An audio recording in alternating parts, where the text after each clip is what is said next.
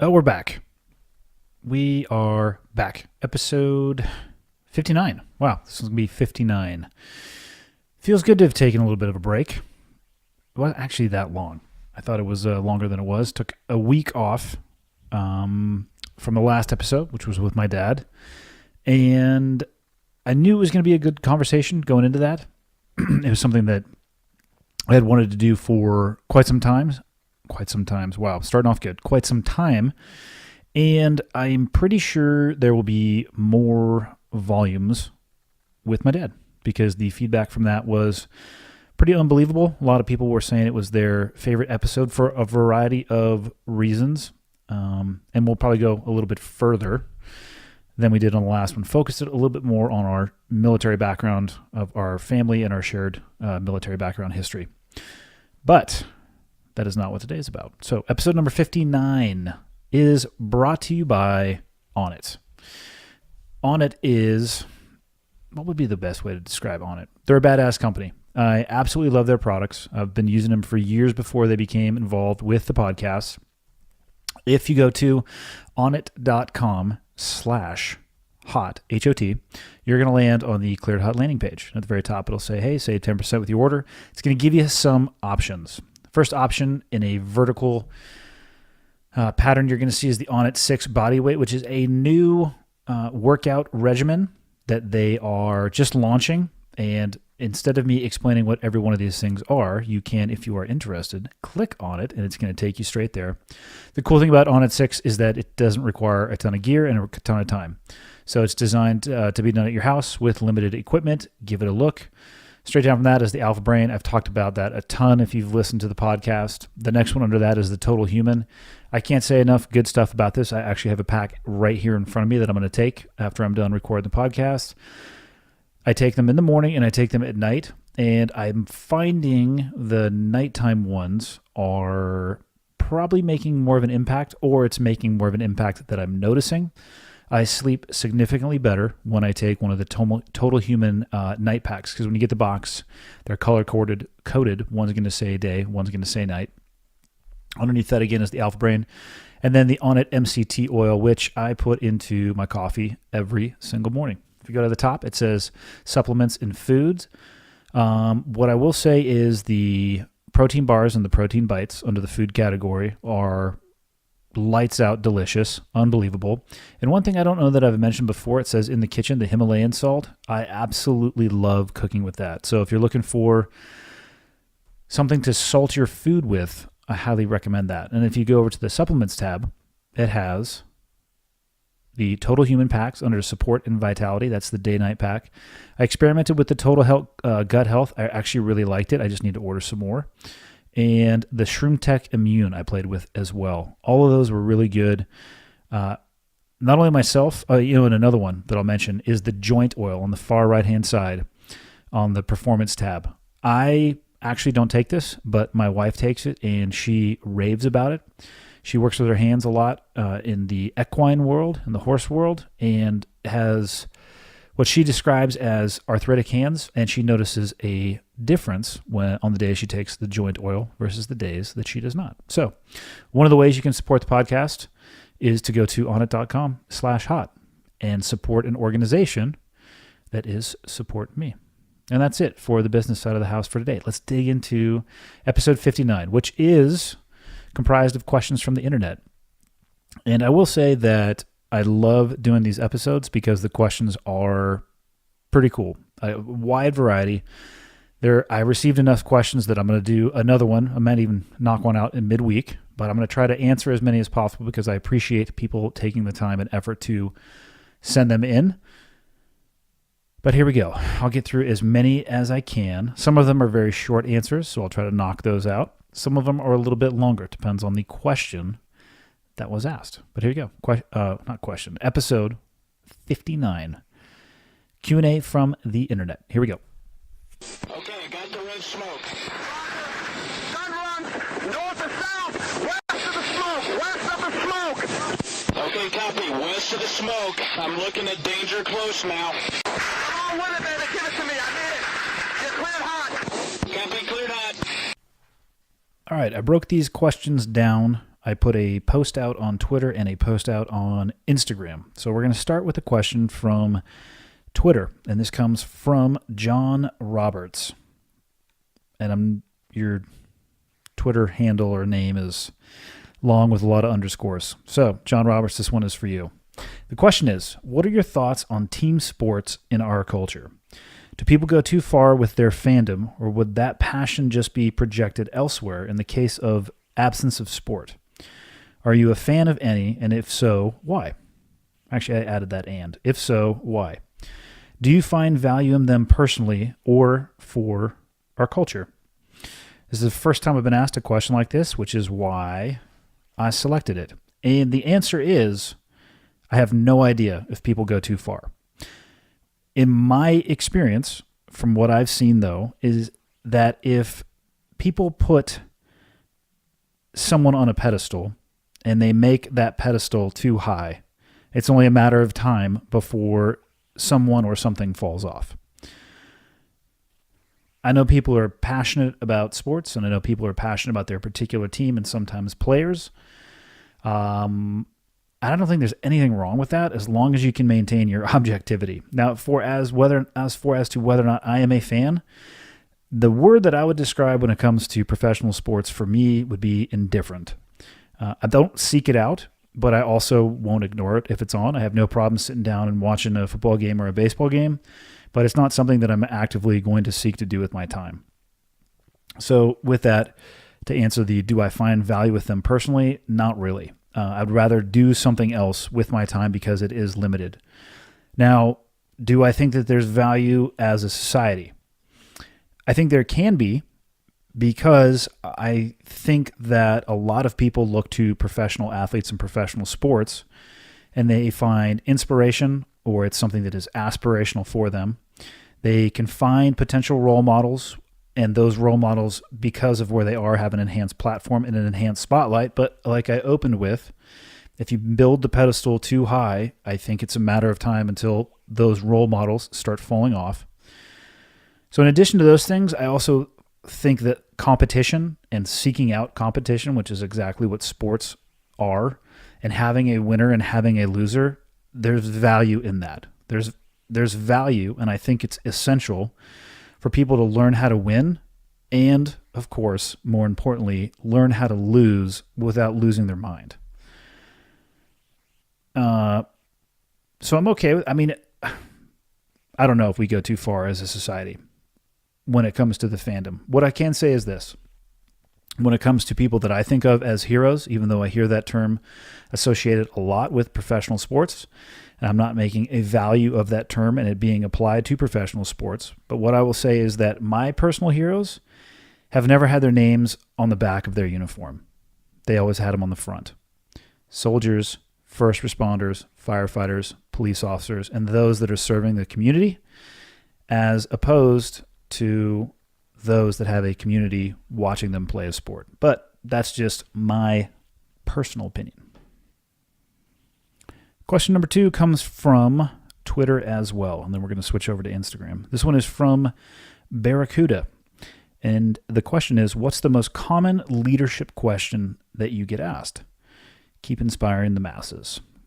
I'm not so sure if I'm inspiring anybody, but I'll do my best. And as far as the most common leadership question that I get, I spend, I would say, 1/3 to maybe just under 1/2 of my year traveling around speaking on leadership. A lot of the time, the topic isn't always that. Sometimes it's motivation, decision-making, a variety of topics.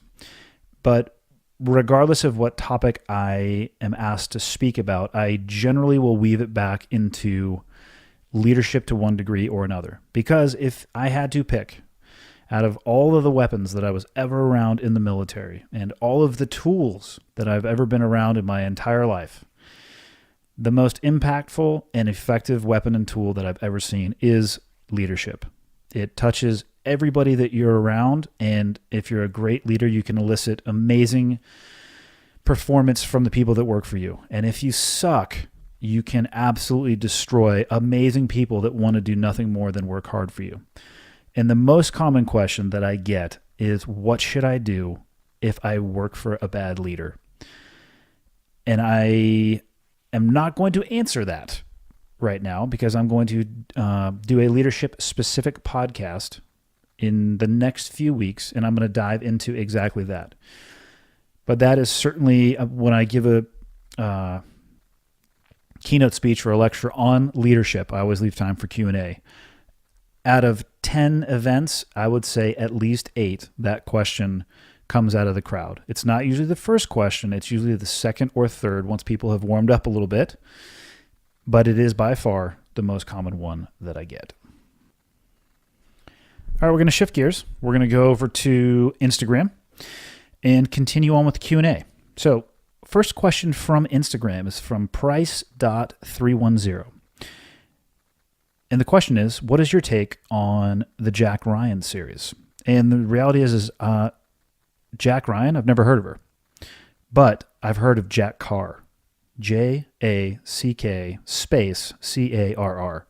And that is the series that you should be paying attention to. All right, next question. And I love this question. This is from Doobad. Oh, man. Doobadad 63. Is that supposed to be Doobadad? I don't know. Doobadad 63. What? Hold on. Let me click on your profile. Mark Cutler. Have you ever encountered someone falsely claiming to be a special operator? How did you or how would you handle it? I have heard so many stories in my day of people having encounters with somebody claiming to be a SEAL or claiming to be a Ranger or claiming to be Marine Corps Force Recon. And I don't know if I am not lucky when it comes to that, but I can think of only 2 times in my life where this has happened. One of them was in the last year, and this is what I did about it. First and foremost, hopefully nobody listening to this podcast would fit the bill of somebody who goes out and portrays themselves as something that they're not. Because anyone from the actual community of individuals that you are pretending to have been a part of, it is so rapidly and painfully obvious that you're full of shit. Now, I think the frequency that this is happening is increasing because of the internet. It allows you to have access to terms, terminology, names.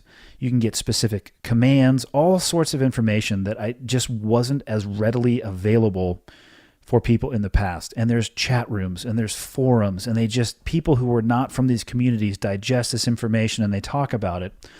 So what it allows an individual to do is to develop a vocabulary and at a broad level to be able to speak as if they come from that actual community. The problem with that is that it doesn't provide any context, and it specifically doesn't provide any nuance that with those terms and that vernacular, all of those things, that the context and nuance, those are second nature to people who actually work in that world. So it really only takes one comment or a pairing of terminology that is off, and then the alarm bell starts to go off in your head. I'm talking about, for me, like when I'm listening to somebody talk, I've seen it on or heard it on radio and on television. Like I said, I've only experienced it twice in my life in person, but the alarm bells almost immediately start ringing. And in the SEAL community, I've heard this one before too. I started at SEAL Team 5, in Virginia Beach, which that may sound to people listening to this like, yeah, okay, that makes sense. But to somebody from the community, the number associated with the team actually geographically means something. So all odd number teams are on the West Coast, all even number teams are on the East. So that statement, although the person may sell it and, while wearing their Trident hat, t-shirt, and scarf, they might sell the statement, but if you actually know anything about the community, that's a huge red flag that just went up. Now, as far as how I deal with these people and the response that I would recommend that you take if you encounter this situation, For me, both times I've encountered this, before I said anything, I asked myself, why is this person doing this? Are they trying to defraud somebody, or is it a situation where their life is so miserable that they would rather live a lie? Not that either of those are recommended or good, but I definitely tried to determine the motives of the individual behind the BS. Now, both times it happened to me, the individual speaking had no idea that I came from the community that they were talking about.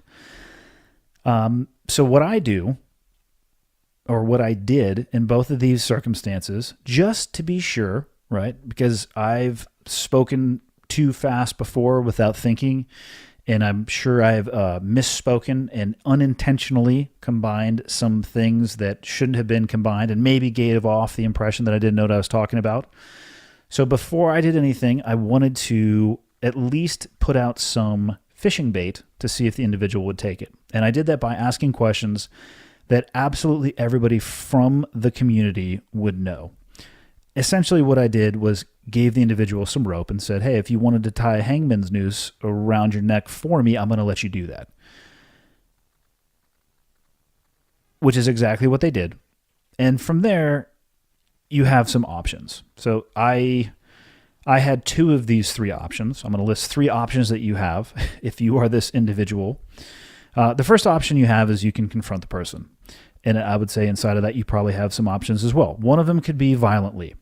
I have heard about this type of confrontation where somebody went unknowingly and into an environment that was full of people from the community and started talking as if they were also from the community, and it just didn't work out well. And I'm pretty sure they had a big dental bill at the end of it. But I don't recommend doing that.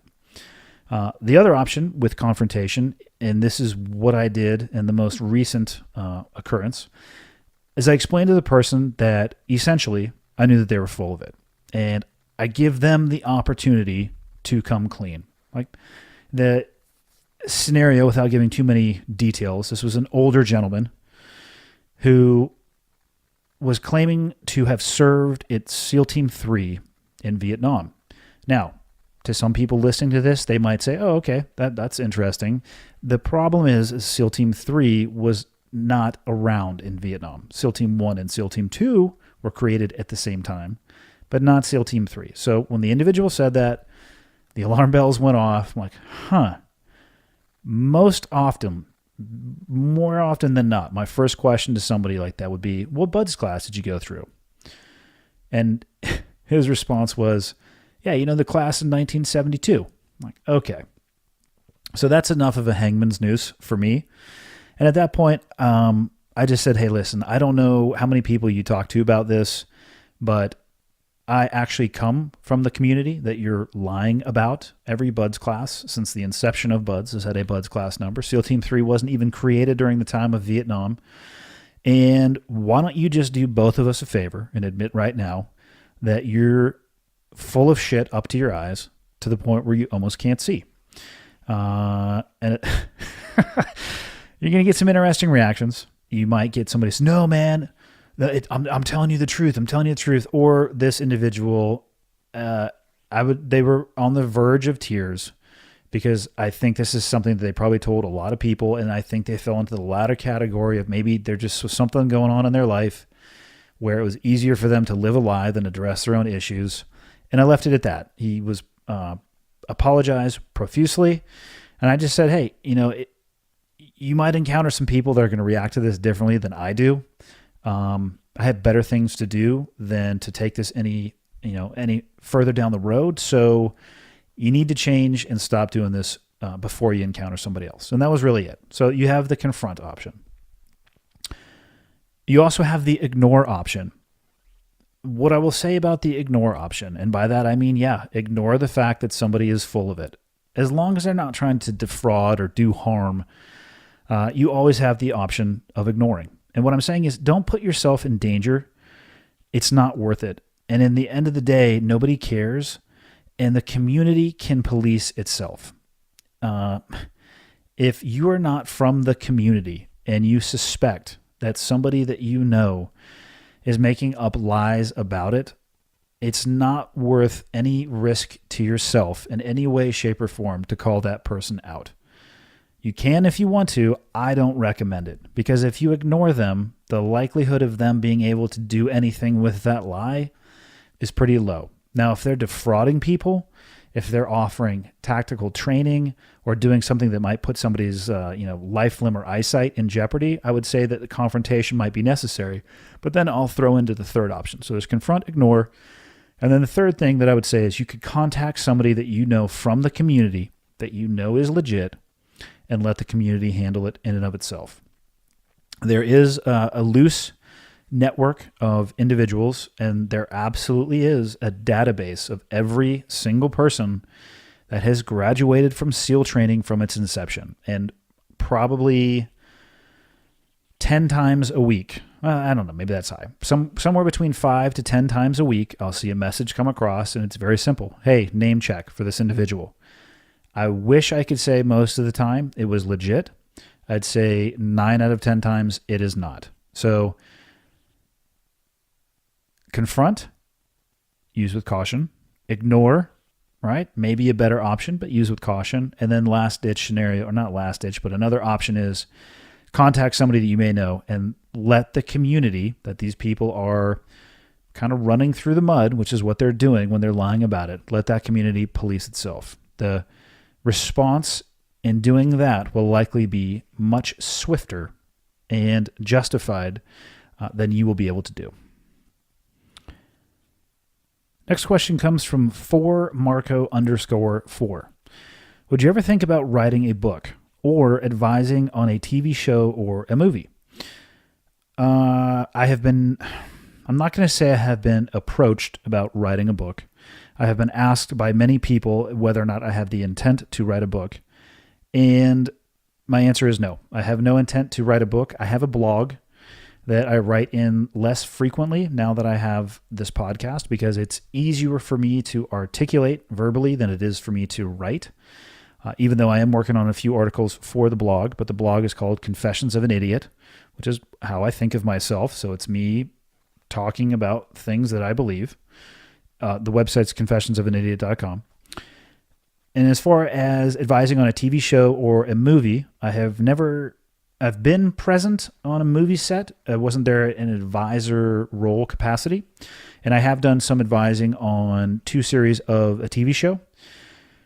Not at a crazy level, but at a level where I felt comfortable providing input for maintaining their authenticity. The producers for the show, one of the charters of the show is to try to keep it as true as possible and tell the entire story of what it means to be a SEAL, not only from the tactical perspective, but on the family side as well. And I felt comfortable. I didn't have my name directly associated or attached to it. Not that I'm embarrassed by it at all. I just preferred to help them without having the spotlight on me in any way, shape, or form. And it was a cool experience. It's the struggle between trying to entertain people and be accurate and authentic it's a pretty tenuous relationship. And I'm glad that I did that the filming occurred over a year and a half, but I wasn't doing it for a year and a half. It would be in and out. But in the end of the day, I'm glad that I actually did it. Next question comes from Meddington44. With your busy schedule, how do you find time to train? Well, I'm going to say right now, you're probably not going to like my answer to this, because I think it's relatively straightforward. I make time. That's the most concise answer that I can give you. With that, though, some days my time is much more limited than others, so I'm very realistic about my goals and expectations. I'm not 25 years old anymore. I'm into my 40s, so I got to constantly remind myself where I am in my station of life, but more importantly, where I would like to be in the future. So we all have the same 24 hours, and I didn't mean to be, trite with my response, but we all have the same 24 hours. For me, the success comes from how I structure that time. So in my household, mornings work best. If the house is quiet, it's my most productive time with the least amount of distractions. So generally what I will do is get up, cup of coffee, kind of ease into the day, get caught up on electronic stuff, if emails, phone call, probably not phone calls because I get up relatively early, but it allows me to get ahead on an email perspective on the East Coast and the West Coast. Call people early in the morning, get my workout in as early as humanly possible, because then I have the rest of my day to feel good about that. And that's what I go for optimally. Doesn't always work out like that. And if it doesn't work out like that, my theory is get in what you can. Something is better than nothing. And it's better to keep your momentum going with a small workout that is drastically less than you wanted to do than taking 3 days off because you're like, oh, screw it, I can't get to the gym, or I'm not going to do it because I can't fill in the blank, don't have the right equipment. Don't do any of that. Keep the momentum going. I travel quite a bit. Sometimes I'll end up traveling the majority of the day, and I'll get to a hotel. And if you travel as much as I do, you're going to see a vast difference in hotel gyms. Some are amazing, and some have a pull-up bar where the top of the pull-up bar, where you actually wrap your hands around the bar, is 2 inches below the ceiling.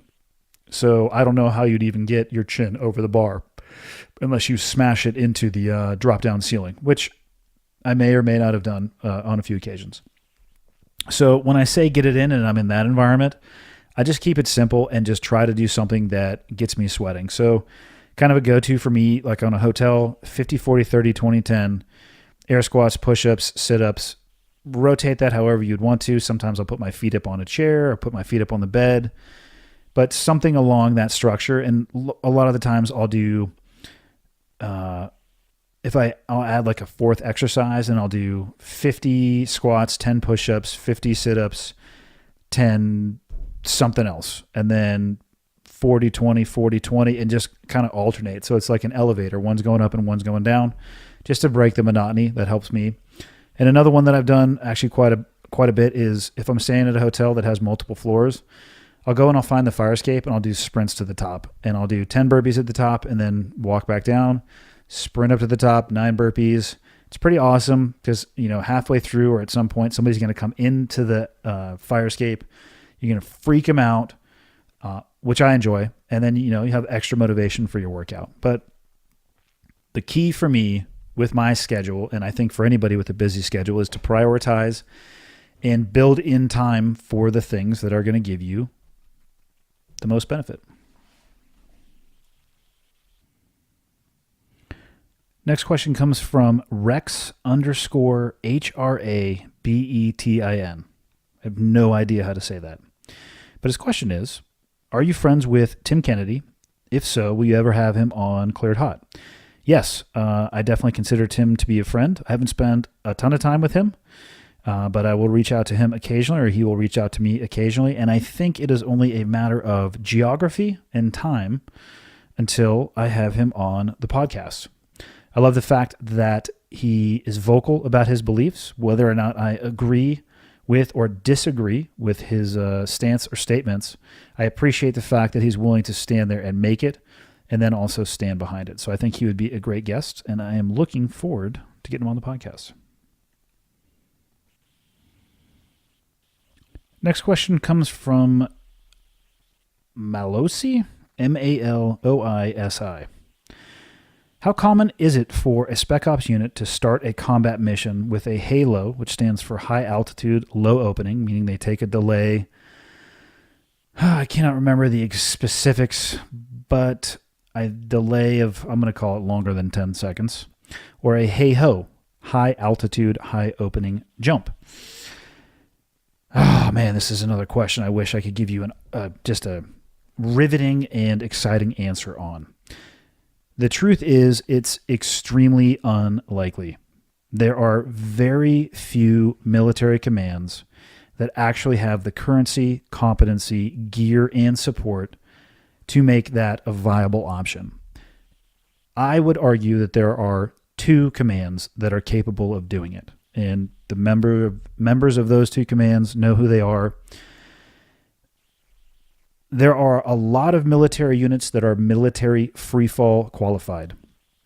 That means that you have gone to the school, you are qualified as a military freefall parachutist, you receive your jump wings and your parachute pay, but that does not mean that you have the technical ability or knowledge and skill to conduct a military free fall insertion into an operation.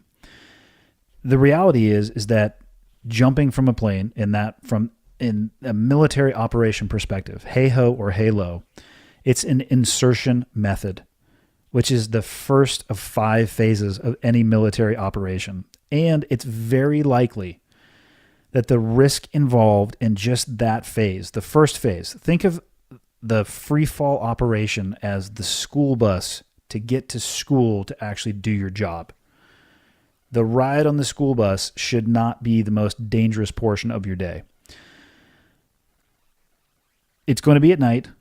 It's going to be offset from the target at a high altitude, so you're going to be on oxygen. You're going to have to do navigation. You're going to have to link up on the ground. And again, having gone through the military freefall school myself, jumped with a variety of military freefall jumpers and commands, there is a difference between being qualified and having the currency, competency, gear, and support to be able to do it. It looks awesome in the movies.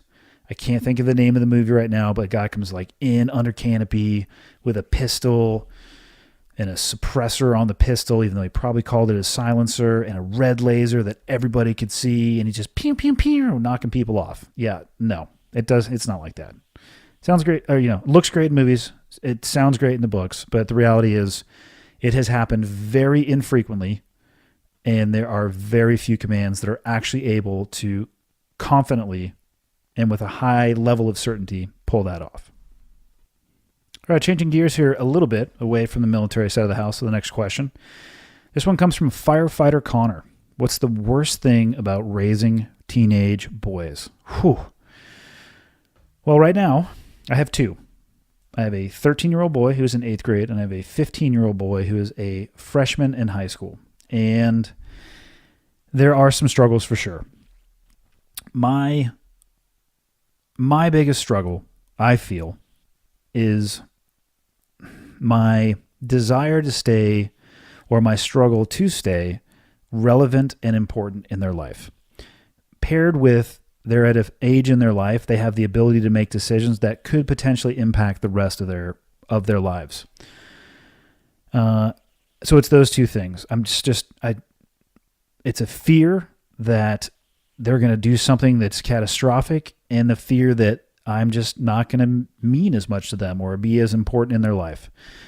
Now, the best part about it, though, raising teenage boys, is it is amazing watching my 2 sons turn into the young men that they are becoming. And part of that is them making mistakes. And part of that specifically is them, or me as their dad, giving them the space to make those mistakes. So even though I'm worried about some decisions that they might make, I have to let them make some mistakes on their own. And I talk with them often about this, because guess who's made more mistakes than they ever will in their life, and who's done more dumb things than anybody ever will? Yeah, that's me. And I tell them that. And I tell them to expect mistakes, because it's part of life. And mistakes are okay, and they should be expected. I've made them all. But not learning from your mistake and learning how to not repeat it is absolutely not okay. And it's really hard. It is so freaking hard as a parent, because, I mean, I don't know about anybody else, but I find some of life to just be purely pattern recognition. And I see my kids doing some things like, oh, okay, yeah, I remember doing that. I bet you they're about to fill in the blank. And it might be small and innocuous, or it might be relatively major. But it's hard for me to sit back and let it happen, even though I know that the best thing that I can do for them is exactly that. They have to make the mistakes on their own. I cannot shield them from everything that life is going to throw at them, and the worst thing that I could do is actually try to do that.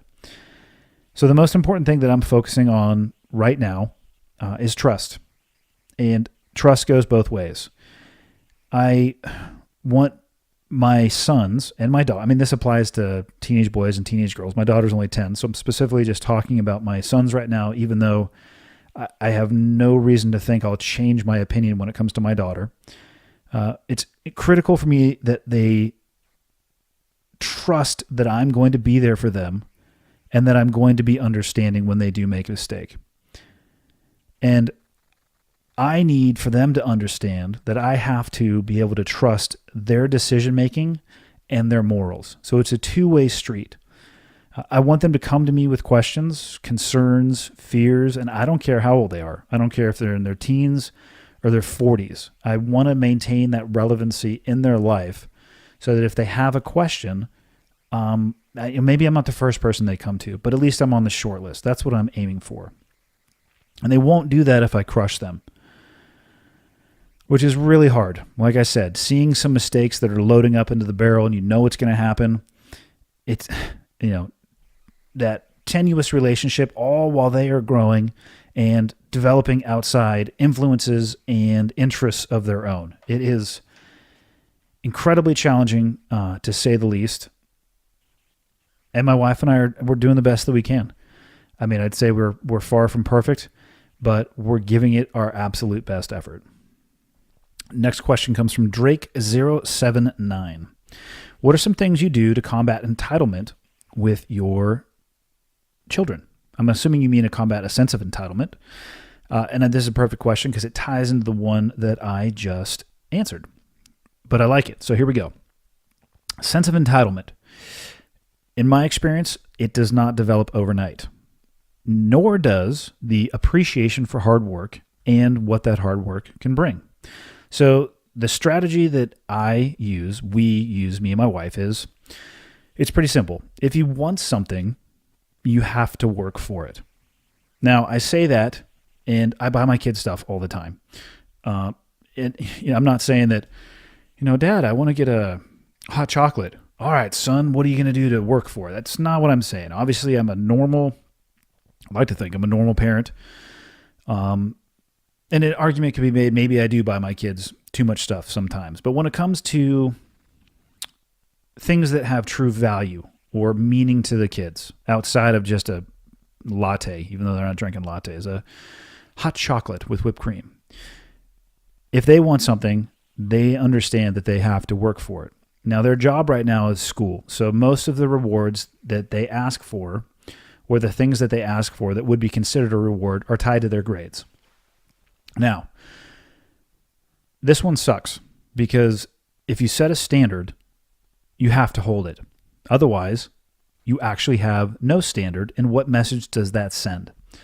So there have been times where we have a goal, and the goal or the work that was needed to accomplish to arrive at that goal came up short, and it sucks. It sucks to sit there when your kid is crying because they want something that has perceived value to them, and you wanted something from them that has perceived value to the world, hard work, adherence to a standard, living up to your word, and it just didn't work itself out. You have to hold the line. And that's what I do. And it sucks sometimes, but they'll be a better adult for it. In addition to that, I talk a lot with my kids about how fortunate we are. Let's be honest. First world bad day is better than most third world great days. It might not even be possible to bridge the two gaps. So I try to talk with them a lot about how fortunate we are and give them verbal examples. I try to provide perspective through travel. I take them as often as I can outside of the United States to show them that the way that we live is not the only way that other people live. Getting them outside of their normal, I guess, would be another way to say that. And they know that when they say, I want fill in the blank, my response is going to be, what is your plan to earn it? The reality is the world is not going to pamper my kids, even if they are awesome or they suck. I obviously think they're awesome because they're my kids, but the world's not going to pamper them, and it's not going to provide for them every little thing that they want.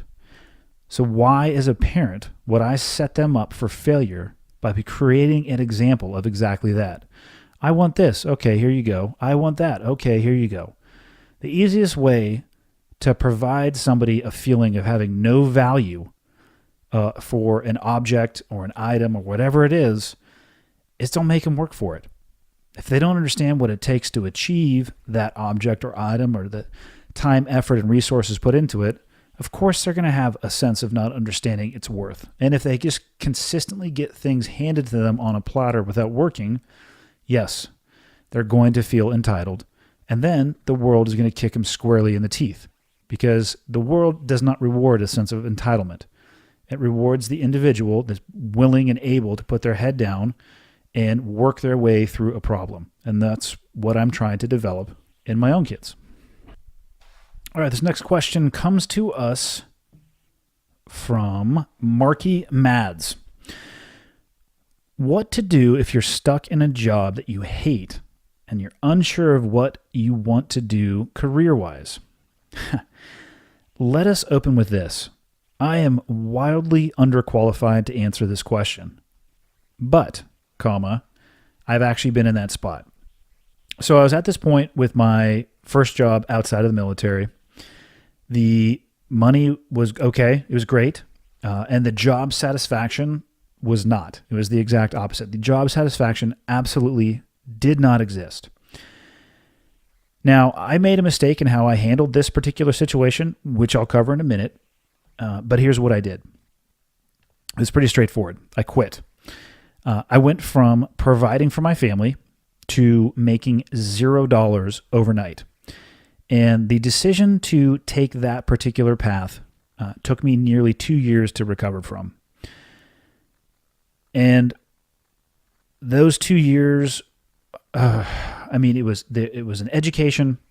It was interesting, stressful, chaotic, scared out of my mind at times. One of the first things I did when I quit is I went into my garage and literally sold everything that I didn't want, and then lowered our burn rate as much as possible, because I realized very quickly the hole that I had put ourselves into.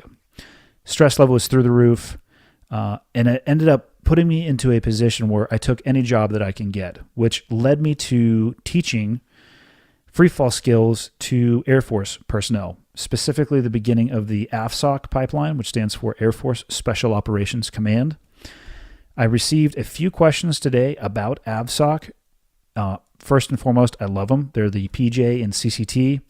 One of the questions was around what particular AFSOC unit is selected to work with Tier 1 units and why. I wish I could give you that answer. I know of one that is traditionally paired with them, but I know almost nothing about the selection process to get there, so I'm really underqualified to answer that particular question as well.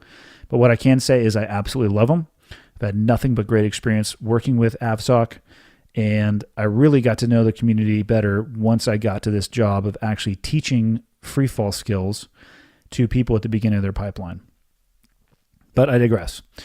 So making the decision that I did, I put the security of my family in jeopardy from a financial perspective. And that was the mistake that I made. I didn't need to be as violent and aggressive with the decision that I made. I could have, and I should have, looked for my next move first and then quit. And that is, although I will say it again, I'm underqualified to give this advice. The advice that I would give is look before you leap. So for an individual who is stuck at their job and they're unsure of what to do next career-wise, but you're just miserable, I would recommend a few options. One, take a look around. Is there any way that you can change your role? Have you voiced your unhappiness to the person that you work for or your chain of command? You could go ask for some more responsibility. You could ask for more money if that's the issue. You could ask for a lateral transfer, etc. Whatever you think may be missing, explore that. Because if you do decide to quit having all of your questions answered as opposed to having most of them unanswered. Now, if it's unsalvageable, what I would say is, before pulling the plug like I did, just start looking around. What I'm not saying is don't do your current job, the one that you're unhappy with. Do that job, but spend some time outside of your work looking for what could be next. The one thing that I learned, the lesson that I took away from that 2 years that it took for our family to recover from a financial perspective, is that there are no shortages of ways to make money if you're open to opportunities. And once you open yourself up to opportunities, you'll probably be surprised at how many are presented. If you're staying at a job only for the money, chances are you're missing out on a hell of a lot of opportunities somewhere else. If I had stayed at that job, I would not have this podcast right now. I would not have had the opportunity to explore jumping the way that I wanted to and to become a professional skydiver and base jumper. I would not have had the ability to become a public speaker and develop my leadership consulting company. And I certainly would not be living in Montana right now. None of that would have happened if I would have closed myself off to other opportunities or stuck with a job that was providing for me only financial benefit, because I was miserable, but I stayed for the money. But again, to answer the question, the one thing I would recommend is just look around before you jump. Second to last question comes from ITCOOG. Itcoog? I don't know. What do you think is the United States' biggest enemy? I think the United States' biggest enemy is the United States itself. We, from the cheap seats, in my own eyes, are consuming ourselves. And there might be some outside influence that is driving that. And I'm not saying that I'm hearing indications that there are in any way, shape, or form. But something is driving us apart. I'm obviously have far fewer laps around the sun than a lot of people. But even in the laps that I do have, I don't know if I've ever seen this country as at least appearing as divided as we are right now. And unchecked, and if we don't find a solution, I don't think our enemy needs to do anything. They can just sit back, eat some popcorn, and watch us destroy ourselves. Last question for the evening, and I think it's a good one to end on, comes from Alex Papajohn 14. How did you come to terms with the possibility of dying for a political objective or certain mission that you did not necessarily agree with? Man, it's okay. That's a deep question. What I will say is the separation between the politics and what I did could not have been greater. Politicians, they can create policy, and they can send me overseas through the right mechanism and chain of command. But their ability to actually touch what I do on the ground, I would say, is at best limited. Now, having said that, there are only a few absolutes that I agree with. I actually despise absolutes. I don't like the number 100 or 0 when it comes to percentages. But there are a few that I do agree with. Now, one of them is good and evil, and that is because I have seen both with my own eyes. Evil has to be confronted, and when it's possible, it has to be destroyed. So I had that understanding even when I was young and enlisted in the military. It could be stated or argued, even though it was pre-9/11 and I joined a peacetime military, that I volunteered to fight, because the military is the armed forces. There's a reason that those forces are armed. Now, after 9/11, I re-enlisted multiple times. I believe in what this country stands for, and I am still willing to die for that. Now, my optic, though, on the distance from the politics and the political objectives, it may differ slightly than others from others in the military, because I had a not incredibly unique experience, but one that is probably atypical for most in the military. And by that I mean I worked in a very small unit. What we did on a day-to-day level was highly targeted. It was not our job to own or occupy battle space. And we almost always, if not always, were targeting specific individuals. Now, inside of those parameters, I didn't go on missions that I did not agree with. And you need to understand from a operational perspective, missions are not just haphazardly created. Like, wake up in the morning and sit around the coffee pot and be like, hee-haw, boys, who you want to go after tonight? Like, it's the exact opposite of that, actually. It's very structured. Battle space overseas is broken up by battle space commanders, right? Military chain of command. If you want to operate inside of somebody's battle space, what it is that you're trying to accomplish has to meet their objective and goals. And oftentimes they will come to you and say, hey, we need you to do this so we can meet our objective and goals. So each mission had a purpose beyond it was just a target. And like I said, I didn't go on missions that I didn't agree with. We were targeting individuals and cells and groups that would love to do nothing more than to kill me and everyone I know and burn this country to the ground. Fighting that evil is literally what I signed up for. I did not fight for politics. I fought for my family, and I fought for my neighbors, and I fought so other people would not have to. And I absolutely fought for the person that was shoulder to shoulder with me, that was making the exact same sacrifice that I was. Now, that was my experience. Did some of those people that were in office send me overseas with political intentions in mind? Perhaps. I'm not even going to make a judgment on that. I'll let other people make that judgment. What I will say is, regardless of what their intentions were, it had zero impact on me, zero impact on my actions, and zero impact on what I was fighting for. Those were the only things that I can control, and those were the things that I focused on. And that is it for episode 59. Thanks to everybody for supporting the podcast. There are a couple ways that you can support if you are interested in doing so. You can go to iTunes and you can rate the podcast and you can write a review. Good, bad, ugly. Put the whole thing up there. If you have a suggestion, send it to me. I'll do the best that I can, unless it's you don't like the sound of my voice, because I don't know what I can do about that. I'm not going to invest in a voice box. But if you do have a suggestion, even if it's on a guest, somebody you'd like to hear from, I'm definitely open to. I started this podcast because I wanted to sit down and talk to interesting people.